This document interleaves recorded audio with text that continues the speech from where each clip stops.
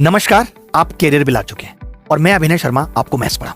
पिछले 12 सालों में मैंने मैथ्स में इतना कुछ सिखाया है बच्चों को और उनको उनकी मंजिल तक पहुंचाया है। मेरे पढ़ाने का थोड़ा अलग तरीका है। मैं बच्चे को सिखाता हूं कि कैसे पेपर को कम से कम वक्त में करना है। मैं जो ये बैच लेकर आ रहा हूं, जिस बैच का नाम टॉपर्स बैच है, ये उन बच्चों के लिए जो ये कहते हैं हमेशा कि हमने पूरी गणित पढ़ ली बट हमारे मॉक में नंबर नहीं आ पाते। मालूम है क्यों नंबर नहीं आ पाते? लोगों को लगता है कि मैथ्स तो बड़ी सरल आती है, क्वेश्चन भी कम आते हैं। बट सरल तो आती है, 2-4 क्वेश्चन ही मुश्किल आते हैं, लेकिन जो आसान क्वेश्चन आते हैं 80%, क्या आप उन्हें सही वक्त में कर पाते हैं? क्या आप उन्हें कम से कम वक्त में कर पाते हैं? तो इसका जवाब है नहीं। और अगर आप गणित को कम से कम वक्त में नहीं कर पाएंगे तो आप रीजनिंग, जीएस और इंग्लिश के लिए पर्याप्त वक्त बचा ही नहीं पाएंगे। और ये सबसे बड़ी मुसीबत है कि हमने गणित को अब इतना हल्के में ले लिया है। हमें लगता है यार गणित प्री में क्वालिफाइंग है, कोई बात नहीं, ठीक है भाई। क्वालिफाई करने के लिए, हाई कट ऑफ तक पहुंचने के लिए भी गणित का 100% सही होना जरूरी है, वो भी कम से कम वक्त। मैं जब आपको पढ़ाता हूं, आप देखेंगे और बच्चे जो सेलेक्ट हुए हैं उनसे पूछेंगे तो मैं क्लास के अंदर ये बताता हूं कि सवाल मुश्किल था, इसका सॉल्यूशन मुश्किल था, ये पेपर में आया था, लेकिन एग्जामिनर की सोच ये थी कि इस सवाल को आपको ऑप्शन से। हम सोचते हैं कि हम पहले गणित का सिलेबस खत्म कर लेते हैं, उसके बाद हम प्रैक्टिस करेंगे, इस तरीके की अप्रोच डेवलप करेंगे कि कौन से सवाल को ऑप्शन से करना है, कौन से सवाल को डिविजिबिलिटी रूल से करना है, किस सवाल में यूनिट डिजिट का कॉन्सेप्ट लगेगा। आपको लगता है नहीं मैं तो सब जगह डिजिटल सम लगा दूंगा, ये सोच भी गलत है। डिजिटल सम लगाने के लिए भी आपको 4 ऑप्शन का डिजिटल सम लगाने में जो वक्त लगेगा, अगर सवाल की यूनिट डिजिट अलग अलग है तो आप उससे 1/10 वक्त में कर सकते हो। यानी अब लड़ाई वक्त बचाने की है कि कैसे कम से कम वक्त में हम ज्यादा से ज्यादा सवाल ठीक कर पाएं, बल्कि 100% सवाल ठीक कर पाएं। तो ये टॉपर्स बैच मैं उन बच्चों के लिए लेकर आया हूं जिनको गणित की हल्की समझ।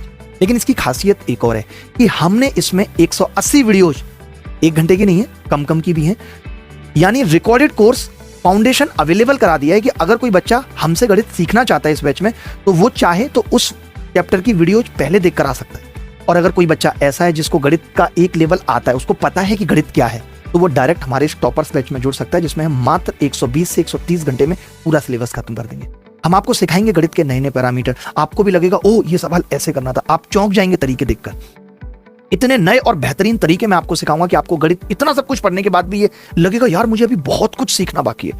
तो ये हर एक उस बच्चे के लिए है जो लगातार पिछले कई सालों से 1 या 2 नंबर से रह जा रहा है, उसको पता ही नहीं चल रहा गलती हो कहां रही है, उसको पता ही नहीं चल रहा कि सब कुछ तो पढ़ा है लेकिन फिर भी सिलेक्शन क्यों नहीं हो पा रहा। तो वो हम इस टॉपर्स बैच में पढ़ेंगे। तो ये टॉपर्स बैच 25 नवंबर से स्टार्ट हो रहा है और इस बैच के अंदर हम डेली 1.5 घंटे की क्लास करेंगे। ऐसा नहीं होगा कि ज्योमेट्री हम 80 घंटे तक पढ़ रहे हैं, बिल्कुल भी नहीं। हम 25 से 26 क्लासेस में ज्योमेट्री खत्म करेंगे, सब कुछ पढ़ेंगे। ऐसा नहीं होगा कि हम कुछ छोड़ेंगे, बट हाँ हम ये जरूर कह रहे हैं कि हम ऐसे सवाल नहीं करेंगे, चाहे वो पेपर में आया हुआ हो कि एक ट्राइंगल का पेरीमीटर बताओ अगर उसकी भुजा 5 12 13 है, हम वो सवाल नहीं करेंगे। क्यों? क्योंकि वो बहुत बेसिक सी बातें हैं। ये बेसिक चीजें तो आप कर ही लेते हैं, पेपर में आते भी हैं ऐसे सवाल। और अगर हमें ऐसा कोई सवाल लगेगा कि ये सवाल ऑप्शन से हो सकता था, एरिया का है, तो हम वो सवाल जरूर उठाएंगे ताकि आपको वो सब टेक्निक सिखा पाए। ऑप्शन से करने वाली, मल्टीपल चेक करने वाली, लास्ट 2 डिजिट चेक करने वाली, ऐसी बहुत सारी यूनिक बातें हैं। जैसे आप पढ़ते हैं लगातार कि 1 से लेकर के 24 तक के जो लास्ट 2 डिजिट होते हैं वही किसी भी परफेक्ट स्क्वायर के लास्ट 2 डिजिट होते हैं। तो हम उसके कॉन्सेप्ट के अंदर की गहराई भी जानेंगे ताकि हम उसे बाकी के चैप्टर्स में भी अप्लाई कर पाएं। हम हर एक चीज का प्रूफ जरूर जानते हुए चलेंगे ताकि आपके दिमाग की कड़ियां खुलें और आप उन सब चीजों को अलग अलग चैप्टर्स में भी इस्तेमाल कर पाएं। आप जानते हैं कि मैं 2012 से पढ़ा रहा हूँ। 2012, 14, 15, 16 मैंने लगातार खुद भी सिलेक्शन लिया है और मेरे मैथ्स में भी 197.5 मार्क्स थे। मैं प्री में भी बहुत अच्छा स्कोर करता था और मैंने अलग अलग पोस्ट लिए हर बार। AAA जो आप समझते हैं कि सबसे टॉप पोस्ट होती है, वो भी 2016 में मैंने ली। प्री में 175 नंबर स्कोर किया। तो मुझे ये पता है कि एग्जाम के अंदर के प्रेशर को कैसे हैंडल करना है, एग्जाम के अंदर टाइम को कैसे मैनेज करना है, ये सब मुझे पता है, ये मैं बहुत अच्छे से जानता हूँ।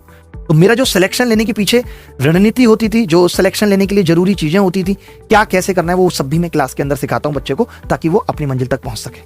आप ऐसे समझ लीजिए कि हम इसमें ऐसा नहीं है कि सिर्फ प्रैक्टिस करेंगे, this is not practice batch नहीं है, बट हाँ ये है कि हम टाइप वाइज प्रैक्टिस करेंगे। यानी हम पहले चैप्टर पढ़ेंगे और उस चैप्टर में जितने बेहतरीन सवाल हो सकते हैं, हमारा फोकस रहेगा अच्छे सवाल करने पे। हमारा फोकस ये नहीं रहेगा कि अगर मैंने कोई टॉपिक पढ़ाया और उस टॉपिक पे बहुत आसान सा सवाल 2024 CGL में आया है तो मैं वो नहीं कराऊंगा, क्योंकि वो आसान सवाल है, वो तो आप कर ही लेंगे। अगर उस पर आगे आने वाले वक्त में कम मुश्किल सवाल आ सकता है, कैसा सवाल आ सकता है, जब हम एक बार मुश्किल तैयारी कर लेते हैं, और बहुत मुश्किल नहीं कि कैट लेवल की तैयारी करनी है, नहीं। आपने देखा होगा 2017 में अचानक से पेपर मुश्किल आ गया, तो पेपर कब मुश्किल आ जाएगा, कब पेपर के अंदर कुछ मुश्किल सवाल आ जाएंगे पता नहीं है। जैसा कि इस बार CHSL में इनवर्स ट्रिग्नोमेट्री पूछ लिया गया। तो आप ये नहीं सोच सकते कि मेरा एक सवाल सिर्फ एक साल मेरा सिर्फ इसलिए बर्बाद हो जाएगा कि मैं कुछ टॉपिक छोड़ के चला गया। पता नहीं है। प्रोबेबिलिटी में लास्ट ईयर आपने देखा होगा ऑड, इवन, अगेंस्ट, ये सब चीजें पूछ ली गई। कंडीशनल प्रोबेबिलिटी पूछ ली जा रही है। तो हम छोड़ेंगे कुछ भी नहीं।